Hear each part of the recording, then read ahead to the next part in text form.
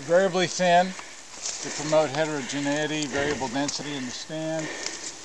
Leave most of the fir for future snag development, large woody debris. Leave old growth that meets our guidelines. Leave the dominant trees. And so basically variably thin the clumps.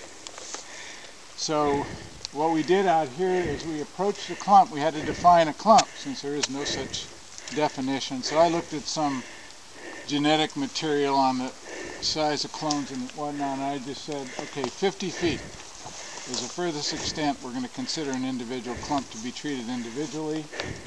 A clump further is defined as any 3 or more redwood trees within a 10-foot radius of either an old stump or a centric point to themselves that are over 12 inches in diameter. And we can tie a couple of, see this fairy ring behind you, if there were another old growth stump within 20 feet of it, we could join those two little clusters of trees.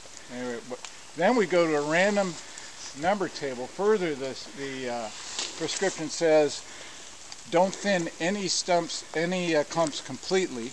Don't clear cut any clumps because they don't really want to develop too much regen here.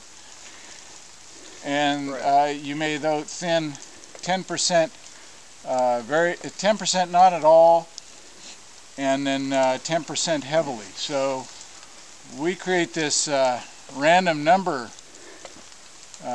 generator, and it'll spit out either a 0, 20, 40, 60, or 80, which would be the percent of the clump that you thin.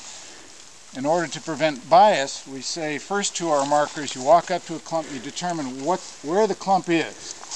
Then you go to your lookup table, which is in a little hidden pocket, and you determine what percentage of that base layer to remove. So as we get into some of these clumps, we can wander up there and I can, as best I can, explain what the likely base area target was and how the decisions went. Like we have